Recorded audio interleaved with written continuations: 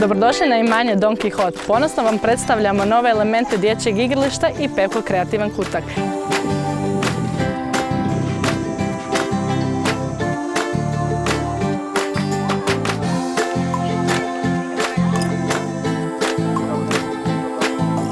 U sklopu projekta izgradili smo kućicu i terasu za interaktivne i kreativne igre, radionice. Usto imamo i nove elemente na našem igralištu.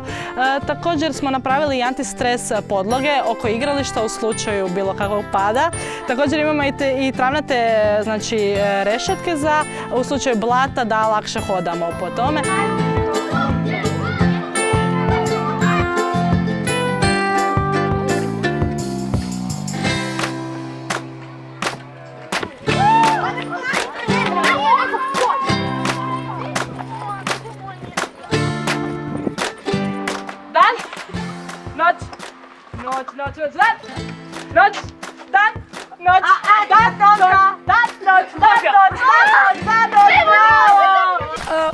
Najzabavnija mi je bila iskreno po izgledu svinja, no najbolje mi je bilo konj, jer smo mogli jahati konja.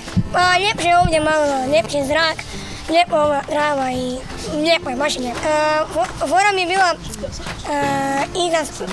evo kućica, tu smo puno proveli i tamo ranica konje, tamo smo se puno igrali.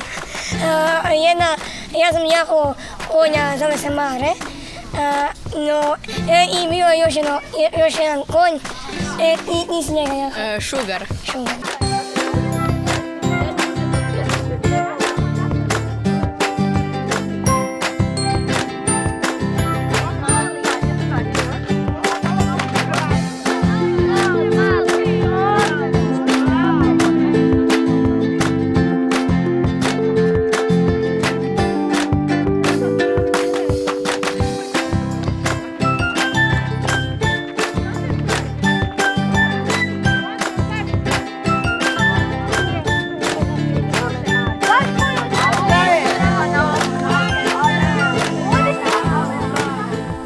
Leticija, koja ti je bila najdraža životinja na imanju Don Quixote?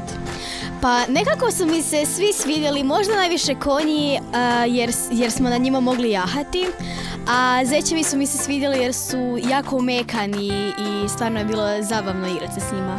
Jel ti bilo ljepše na imanju Don Quixote među životinjama ili u gradu?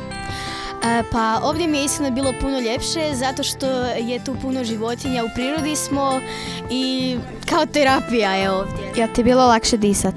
Puno.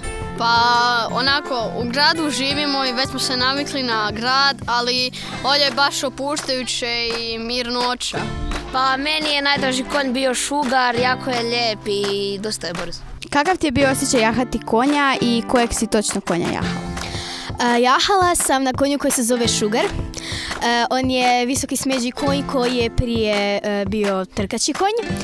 Bilo je jako zabavno jahati na njemu. Kad sam sjela na njega i krenula jahati, imala sam nekakav osjećaj kao da ću pasti, ali zapravo sam znala da neću i bilo je kao masaža, iskreno. Meni se jako dopala ova kućica tamo iza jer stalno pričamo s njom. Svidjela mi se klackalica i sve je zabavno ovdje. Koje su ti se igre najviše svidjele? Pa bilo mi je jako zabavno skakanje u vrećama i kada smo trčali zavezanih nogu zajedno u parovima. Da, a ono kad smo povlačili uže? To je bilo užasno zabavno jer su se svi uključili i svi su vukli, bilo je jako zabavno.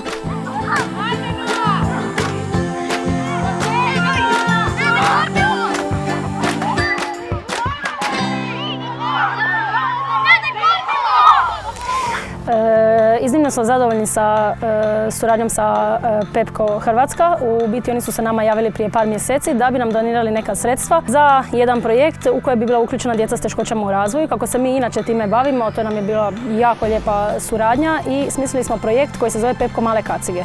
U sklopu tog projekta omogućili smo iz udruge Srce Sveti Ivan Zelina 6 korisnika 3 mjeseca besplatnu terapiju pomoću konja ili hipoterapiju, ovisno što kojem korisniku s obzirom na njihovu teškoću treba. Zatim smo izradili ovaj Pepko kutak za djecu u kojem sad sjedimo. Osim toga, pomogli su nam nadograditi naše dječje igralište, te smo postavili još 3 sprave. U sklopu projekta Pepko male kacige kod nas je organizirano 8 izleta. Već smo ugostili udrugu Nada, znači udrugu udomitelja, iz Ivanca. Zatim kod nas su došli i osnovna škola Sesvete 5. razredi, djeca tipičnog razvoja, te zatim 3 razredna odjela koje su posebni razredni odjeli za djecu s teškoćama u razvoju. Isto tako iz osnovne škole Sesvetska Sopnica, te još planiramo u suradnju sa Centrom za odgoj i obrazovanje Slava Raškaj i Centar Dubrava također pozvati na Pepko dječji kutak.